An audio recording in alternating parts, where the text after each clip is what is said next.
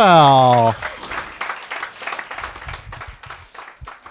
good afternoon, ladies and gentlemen. Welcome to the SAG-AFTRA Foundation. What did you think of Genius?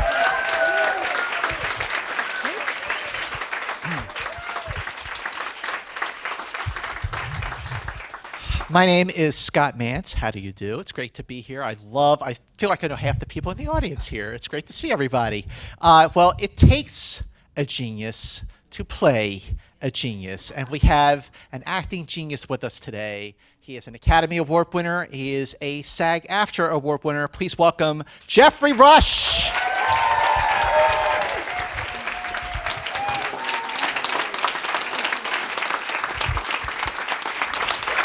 Thanks so much. This feels like the most hastily organized dinner party. But thanks everyone for coming. Well, you know, the dinner parties are usually the best parties. Where's the alcohol? Overcated, but it'll be all right. Well, you know, in terms of playing a character like Albert Einstein, I mean, I just know him E equals MC squared, theory of relativity, and that's it, you know, and that he was a genius. So, like, how did this come about for you? And was the prospect of playing Albert Einstein a slam dunk, or did you have hesitation about it? Well, it didn't work out conveniently because Ron Howard got in touch with me. This project came together very, very quickly.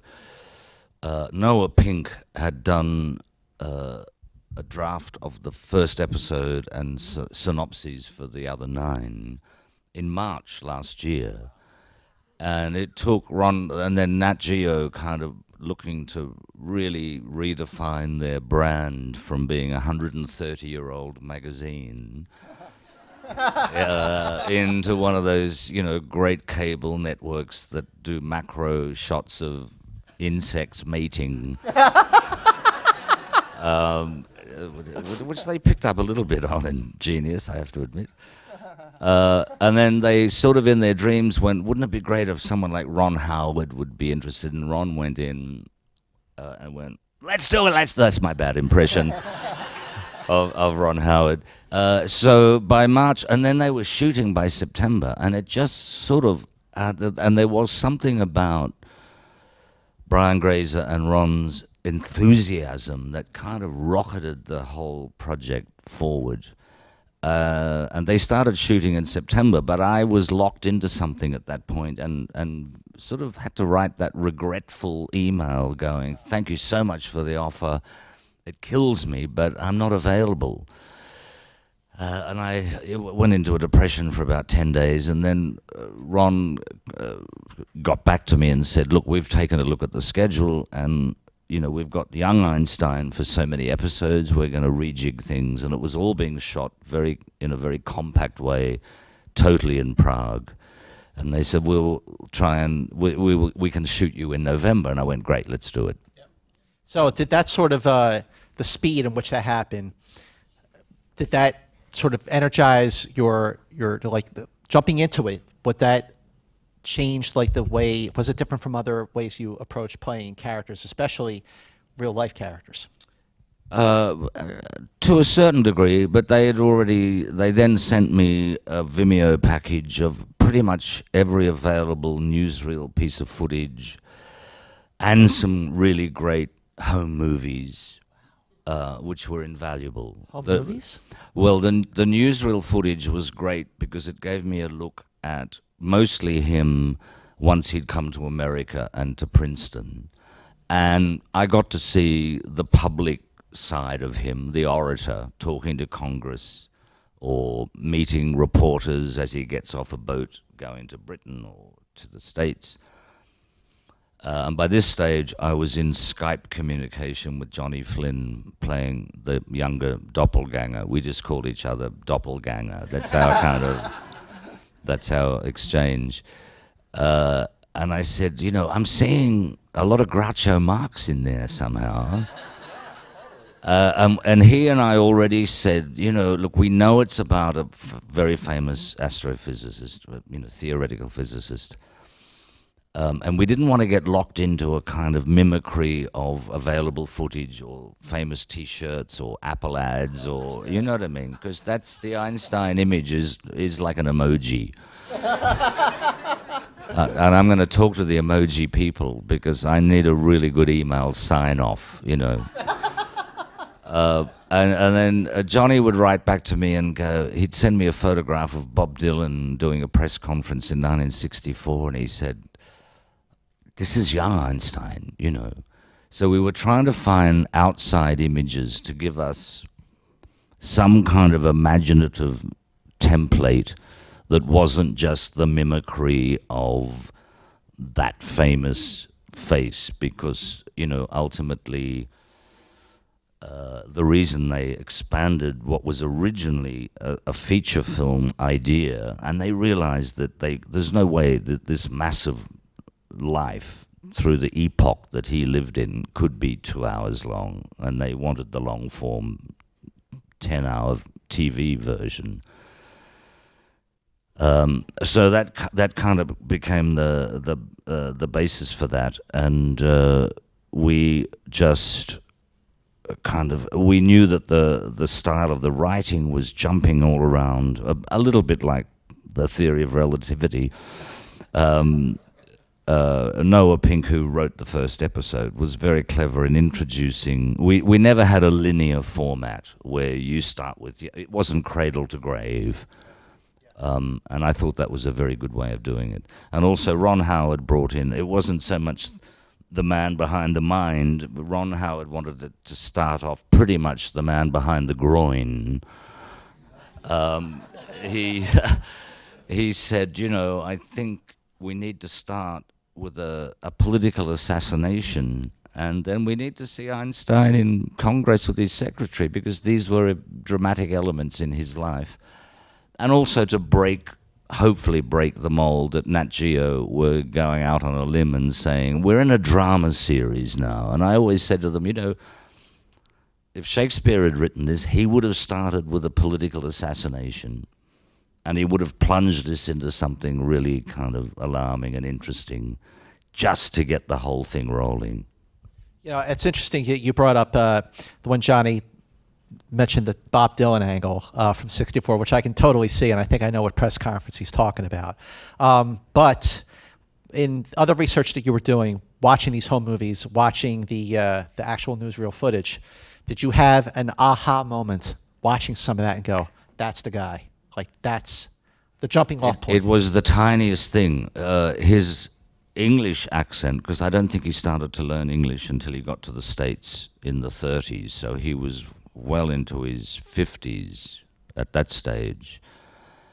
But there was one bit of footage, and it was silent, and it was a funny little scrap of nothing, where he was putting on his glasses very delicately and kind of amused by the fact that the person filming him would even be doing that. Who would want to see me? And you could see this whimsy in his eyes. And it was made for me 50 years later to take as an essential, you know, Einsteinian moment. It was just something about the delicacy and the playfulness of that I thought was great. Did you approach playing him sort of as a real life character, or did you sort of use a jumping off point by, I think I'm going to do it as a fictional character, even though he is a real character?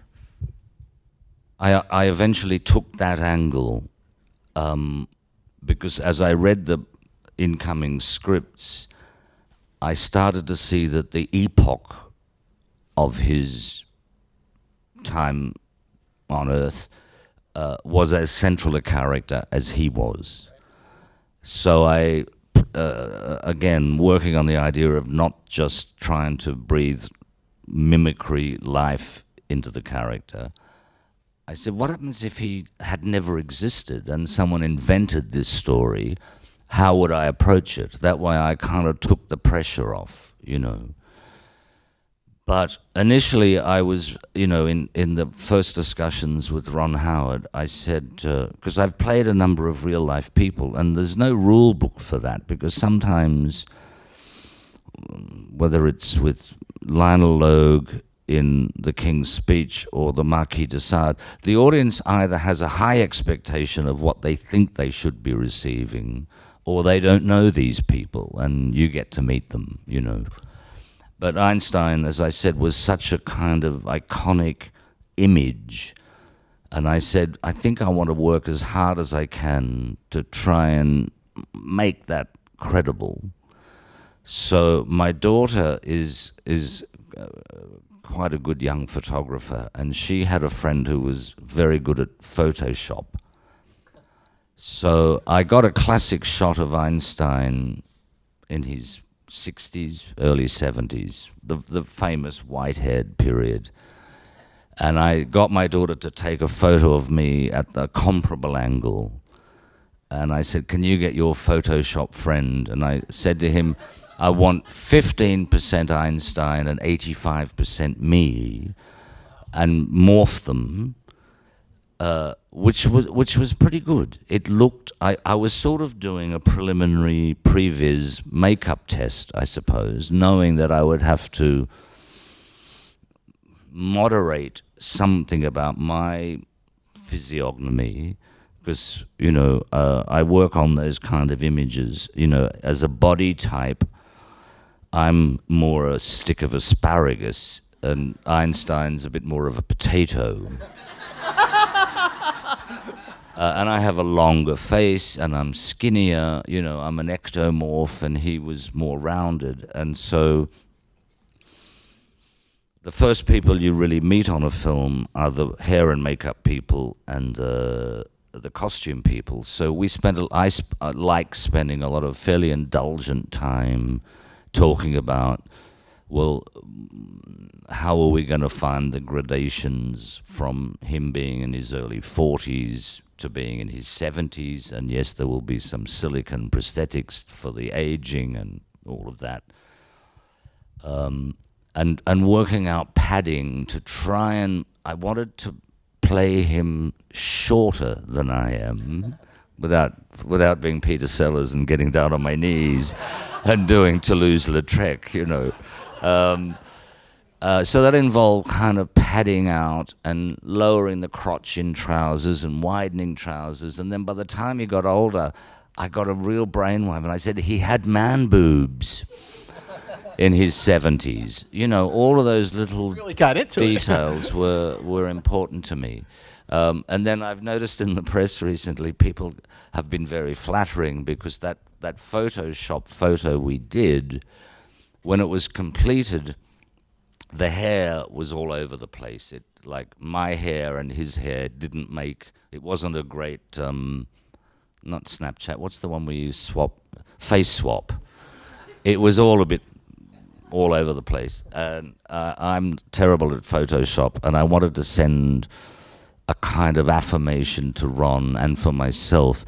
So I got liquid white paper and did a kind of Jackson Pollock sort of hairdo to complete the image, and that worked. And I went, with wigs and the right eyebrows and lighting techniques and, the DP, they all worked to make me rounder. And then in the press recently, people have said, it's a very good likeness, albeit he is wearing a prosthetic nose. And I'm thinking, no, that is my nose.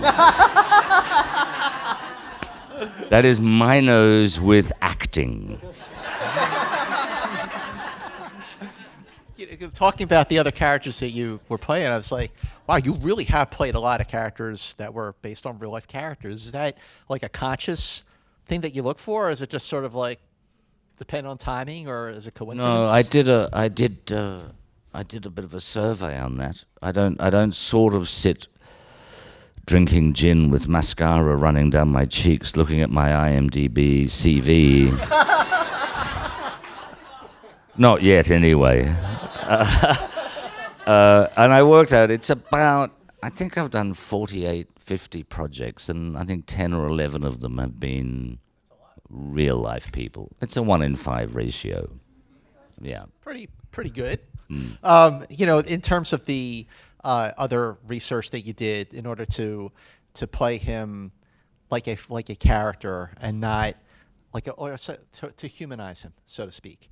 Because I'll tell you, watching Genius, I never in a million years would have depicted Albert Einstein as a ladies' man, as a romantic leading man, someone who was funny. And these are a lot of elements that there really isn't a whole lot of footage to go, okay, I think I got this guy. So, and especially at National Geographic and then Ron Howard is directing, this is a really big deal for National Geographic to do. And it flies by. The pacing is very quick. The production values are really top-notch and terrific. Obviously, the acting talent in front of and behind the scenes, it's all great. I mean, well, I guess my question is, working with Ron Howard on something like this, what made him sort of unique and different from other directors that you've worked with over the years? Well, all of that you detailed, he approached it as most people have an image of Einstein that is, a pop cultural inheritance. I was 4 when he died, so everything I know about Einstein I've only read about, and I had a kind of scientific aspiration in high school, which is, I don't want to turn this into a therapy session, but it was it was kind of painful. Hey, tell us about your problems. Well, no. When I was 10, the Mercury space program started, and I got obsessed by that. Because, after Alan Shepard had done the first suborbital flight, and I, having worked with Phil Kaufman, The Right Stuff is one of my favorite American films ever. And you worked with that director. And then John Glenn, when he went into orbit, he flew over Australia, and we all turned our lights on, kind of going, hello, we exist. We're here. We have no film industry, but we will one day,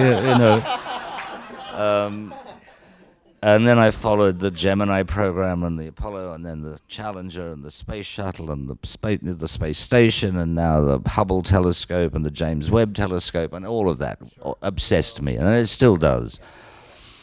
And I went to the vocational guidance officer at high school and said, I want to be an astronomer. I used to give lectures to the class about the solar system and everything, just whatever I'd picked up, from books. He said, you need maths, physics, and chemistry. And by the time I got into years 11 and 12, I was failing. I was bombing out really badly. Once we got into calculus and formulae for simple harmonic motion, as a hobby. I realized by running the school drama club, I was much more on my own turf. So that's kind of how that all panned out. I'm with you on that. But you talk about working with Johnny Flynn to sort of work in tandem to. I mean, you're playing the same character, obviously different stages of their lives. But what other ways did you really work in tandem with him to make sure that you are still in the long run, in the end, that this is the same person? Yeah. Well, we're asked that a lot in interviews, and when we got to the point, he and I did interviews a lot together, which was great. Because we didn't get to work together, And people would say, so did you collaborate and talk? And we could go, oh my God, we should have done that. That would have been, that could have been really, really interesting. But no, we danced around it. And I said, the first time I Skyped him, and we were kind of meeting each other, and I said, all this is invaluable. We just need to get to know each other's. We have to invent some of the domestic persona, But I was watching him very close up on Skype, and I said, I have to say this, but you have my son's eyes. And that became a very small thread. At the same time, my wife and my 24-year-old daughter were trying to sneak in and watch the Skype sessions, and at the end of which they went, "My God, he's so handsome, isn't he?" The implication seeming to be that, why are you playing the older version of him? And then, I went through some scrapbooks of my teenage years and whatever, and I said to Johnny, look, I look nothing like I did when I was 15. At 15, I looked like some sort of turkey embryo. I said, well, I don't think we've got to worry. And also in the way they told the story, as I said, there was no cradle-to-grave linear thing. There was no passing the baton. In fact, you meet me in the first episode before you meet him. And the response seems to have been, I said to him, look, this has only happened once before in my career with Shine, where I had a younger actor playing the younger self of David Helfgott. And we just talked about little connective tissue moments of handling glasses. Or I noticed when I first went on set and Johnny was shooting, I noticed he had a strange little personalized lip-licking movement that was just part of him exploring the character. We defined the character as sort of pre-celebrity and post-celebrity, more than defining what age they were, because he was such a rebellious, autonomous, anti-authoritarian punk in his teenage years, early 20s. And I thought, that's a little nervous quality of him thinking, I'm never going to be accepted seriously for the brilliant, challenging, questioning ideas that he has as a young physicist, and the pressure from his father and all the other more human elements that make it up. So when we met him eventually in London, he said, will you come to my old drama school, because I have a teacher there that I really kind of was my mentor. And I said, great. And we played around with, I always look at things, in the asparagus potato school of acting. We walked around the room together, and I said, where's our center of gravity? Where is the locomotion? There is a shuffle to the older Einstein, and there's much more footage to look at. Johnny only had photographs to go by, so he was inventing a lot of that. And then we interviewed each other, and it was just a question of, then I took him to see these great comedians that I'd seen a lot at the Melbourne Comedy Festival, just to have a great night out together. So it was a little bit of a kind of personal osmosis between the two of us, having some kind of playfulness and trust together to go, run with it. Well, I just want to run through some of your films that we have grown to love over the years. So what I'm going to do is I'm going to say the name of a film, and just tell me the first thing that comes to your mind, whether it's a fond memory, making the movie, maybe somebody wrote something great in a review that stuck with you or maybe didn't stick with you, one of your co-stars, your director, whatever it is, the first thing that comes to mind. So I'm going to start with 1996, your Academy Award-winning performance in Shine. Shooting a scene with Sir John Gielgud that got cut from the film, unfortunately. Oh, I can't even find the footage. He was 92, and Noah Taylor and I, we were doing a photo call, and Noah Taylor and I, as the young David Helfgott, was standing behind Lynn Redgrave from a great dynastic family, and looking at the back of Sir John Gielgud's head. And they were talking about Lewis Casson and Sybil Thorndike, couldn't quite make out what they were saying. And Noah turned to me and went, how's Merle? That's my mother. She lives on the Sunshine Coast in Queensland. So we tried to have an equivalent dynastic chat about our own family. It was quite good. Okay, 1998, the Academy Award winner for Best Picture, Shakespeare in Love. There was a group of guys in that there were like 15 or 18 guys, and we were playing Shakespeare's troupe. And I was playing Philip Henslow, the owner of the Rose Theatre. And these lads had all been out of drama school for 5 years. They'd all been to Guildhall or RADA or whatever. But it was that interesting era for me as an Antipodean actor where, unlike the generation before them, the Peter O'Tooles or the Albert Finneys, who'd all lost their regional voice and they were all part of the posh received pronunciation school of English acting. So these boys were proud Scousers and Welsh people and Scots and Southern Londoners or whatever. And they could all do their posh voice if they needed to. And we used to stand outside, we had a lot of fun. We were almost called every day because the troupe was always the hub of the story. And I said, you realize, of course, the days we're not here, Gwyneth and Joe Fiennes are doing a lot of big scenes that we're not in. We're going to be a smudge up the back for a lot of this film. And we'd be out there talking, saying, there's no way Harvey Weinstein is going to keep the word Shakespeare in the title. This is going to be box office poison. We just figured that. We thought at best it would be a really nice, smart Tom Stoppard script, but doomed to a life of art house release. So we'd stand outside joking around saying, let's think up another title. We came up with things like, I came up with Goodwill Humping. And then somebody else said, what about the Full Montague? There were many others, but there was a camaraderie amongst that group that was so fantastic. Well, so you're thinking, it's going to be doomed to like indie movie, banishment, and it wins Best Picture over Saving Private Ryan. Like, do you remember like that moment when Harrison Ford was on the stage? He opens the envelope. The Oscar for Best Picture goes to Shakespeare in Love. Like, do you remember that feeling?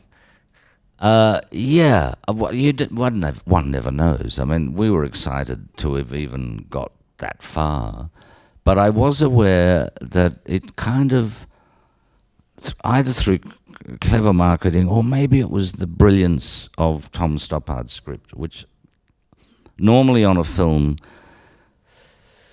with a studio behind it, as the course of the shooting goes on, the coloured pages keep coming in. There's the first pink rewrite, the first blue, then there's the beige, then there's the goldenrod, If I ever do a memoir, I don't think I will, but if I ever did a memoir about my career, I want to call it Triple Goldenrod. And I would explain that in the front. It's all about the rewrites that happen in your life that you can't avoid. Shakespeare in Love had one pink page. It remained white for the entire shoot because Stoppard's adaptation from the original Mark Norman script was so impeccable and so thrilling. You don't go up to Tom Stoppard and say, Sir Tom, I think there's a better way of saying this line, Well, it's a mystery. Quills, 2000, with the director of The Right Stuff, Philip Kaufman. Tongue-kissing Kate Winslet for free. Moving on. Okay, this is a fun one. A character that you played a few times now in Pirates of the Caribbean, including the new film, which opens on May 26th, Pirates of the Caribbean, Dead Men Tell No Tales. Mm. We're playing that character over the years. Well, I wrote a very long, I think 4 or 5 A4. Do you use that? The size of paper? Quarto. It was an email that was about 5 pages long, explaining to my agent why I regretfully had to decline the offer of the role, because I was committed to do a production of Waiting for Godot at the theatre that I work at a lot in Sydney with a long-term director. We've now chalked up maybe 20 or 22 productions. And I was a very loyal theatrical ensemble player, and I said, this is a clash. I can't be available for those dates. Then I got like a 10-page response from my agent at CAA telling me why I should be doing Pirates of the Caribbean. And I'm glad you wrote me that letter, because he said, Jerry Bruckheimer is a very creative producer. He said, you need to branch out now. You're a character actor. Roles like this won't come along that often, you know. So I wrote a very apologetic letter to the members of the company that I was working with. I was giving them 6 months' notice, so I didn't feel like I'd just jumped ship at the last moment. And I'm really grateful that I took it on, because I knew I got shot at the end of that film, and I thought, this is a nice one-off. Yeah. Well, welcome to the blockbusters. Yeah. I hadn't anticipated voodoo, or what I now know is what they call movie magic, that I was able to come back in part 2 and part 3 and part 4 and part 5. And, because I had a background in theatre that involved a lot of repertory company work over 24 years. I had 3 years in some companies, 2 years. I was the director of a company for 2 years. This has been the nearest thing I've had, I think, in the film potential, to be part of a family group. That's right, yeah. And working with Johnny, who, I regard as one of the great actors of the time, a very mercurial, absurdist character actor trapped in a kind of desperately attractive leading man's body. He's up there somewhere between Chaplin and Brando. I mean, I just think the originality, and I've always found that very, very pleasurable to go back to. And the team is amazing.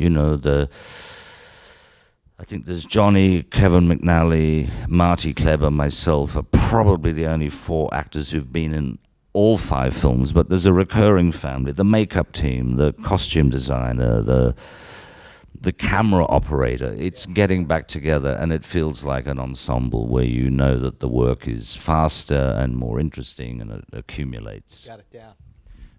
In 2010, I was at the Toronto Film Festival, and when I saw this movie, I said, that's going to win the Oscar for Best Picture. And it did, and that movie was The King's Speech.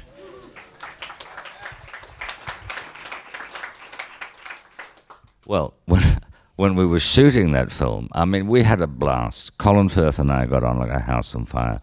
But all the way through the filming, I did it was a very low-budget film. Wow. 14 million, I think. And then it made 440 or something extraordinary like that. But I shot all my stuff in a month, because Colin and I had about 4 or 5 scenes that were 10 pages long. And no film script has 10-page scenes. They're always 2 or an 1/8. The boat sinks, Titanic or something like that, And I kept saying to Tom Hooper, is this going to work? Because you've got 2 middle-aged men sitting in a room talking, one of whom stutters. Is that a good movie? No, it's true. The only thing I could think of was something like My Dinner with Andre, with royalty. I don't know. But we were amazed when we took it to Telluride, and it was an anonymous audience who had no idea what film they were going in to see. The response on that first screening in the Chuck Jones cinema, and Chuck Jones is a hero of mine because I've always been a Warner Brothers cartoon aficionado. And we had no idea. We knew there was maybe natural comedy between the characters, the clash of the imperial world and the Antipodean world and whatever. The dynamic was good. But when it got to the swearing therapy scene, we sort of thanked the audience afterwards because they thought they were in some kind of Noel Coward comedy. There was a fuse lit between the screen and the audience that was really electrifying. And in the aftermath of that film, just doing press for it and hearing people's responses, it seemed like the metaphor of stuttering was incidental, that people seemed to respond to it. It's how do you find your better self? So there was something hidden in the writing that sort of emerged as a nice dramatic metaphor, I think. I think the fact that they brought out the best in each other, that they elevated each other like that. Well, my son, who was a Pixar generation kid, he would have been 15 when that film came out, and he came to see it, and he was not really interested in that kind of film, and he came up to me and he said, "Dad, I really, really loved that film." And I said, "Oh, wow, that's nice to hear. What was your favorite moment?" He said, "I loved it at the end, when in the scroll where it said Bertie and Lionel remained friends for the rest of their lives." And I was really, really touched by that. Yeah.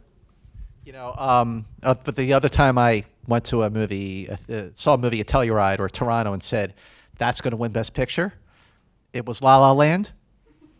And for 2.5 minutes, I was right. I love La La Land. I do. I'm not over it. Sorry. Okay, we have a few questions from SAG-AFTRA members. You know I'm not over it. Let's see. Heidi, Marie, Ferran, are you here? Okay, I hear a yeah. The question is for Geoffrey Rush. That's you. Question is, what do you think creates a great on-screen performance, and how have you implemented it over the years in your own work? I have no idea, really. I feel as though every project I start at square one, there's a little bit of a cumulative, technique. When we were working on Genius, which was fast, and Ron said, "You are so aware of where the lens is and what the potential edit might be, and you ask the right questions. Is this the hero moment for this close-up, or is it going to be background or whatever?" But I never quite know. When I was working in the theatre with other acting colleagues, before I'd even got anywhere near a camera, they'd always be saying things like, "Well, it's all in the eyes, love. You don't act, you just be."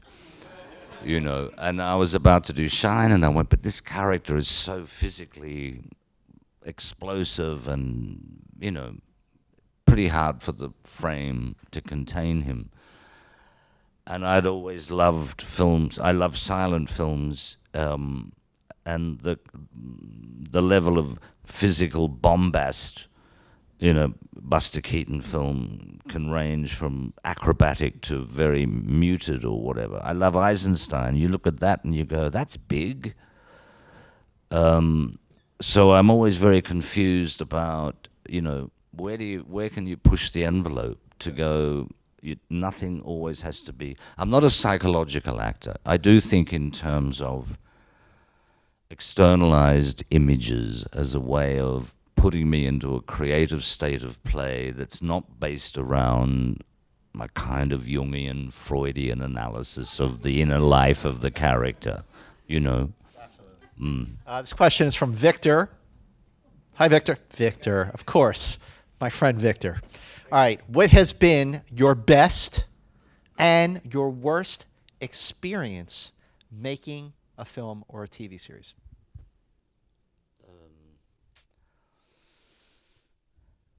The best, Shakespeare in Love stands out because it was very early, and it was, I think, the third film I did internationally, and I was in my mid to late 40s at that point.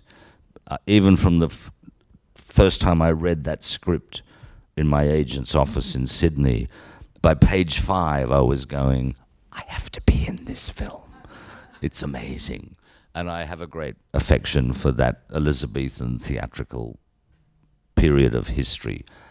And it was just great to turn up every day to the party that happened on that set. Worst? Worst, I love my work. I love my job. I never go into any project thinking I'm looking for a bad experience here. And sometimes they don't turn out so well, you know. Let's not talk about Gods of Egypt right now, but I loved doing that film because I was at a point where I was in my 60s and I just played Lady Bracknell in the theatre because I could. And I did Lear last year, and 3 years ago I did Gods of Egypt, and I just was so attracted to having Ra, the sun god of Egypt, on my CV. I'm an old repertory hack, and I like one role to be different to the one I did a month ago. You know, it just keeps it sharp. So I've never ever grabbed for the phone to say to my agent, "Get me out of this shit." Yeah. There's always something that I spend a lot of time pondering what I will accept and get involved with, because it will take up 3 to 6 months of your life or whatever. And most of the ones I've gone for have always been because the energy or the idea around what the story is has just like made it deeply attractive. Last question is from Laurel. Hi, Laurel. Hi, Laurel. Is there an actor, director, etc. that you would love to work with that you haven't worked with yet? They're all dead.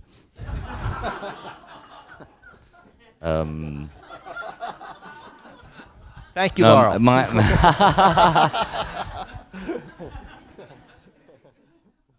No, when I was in the theatre from my early 20s onwards, it was just a phenomenal time for me for being an audience member at cinema.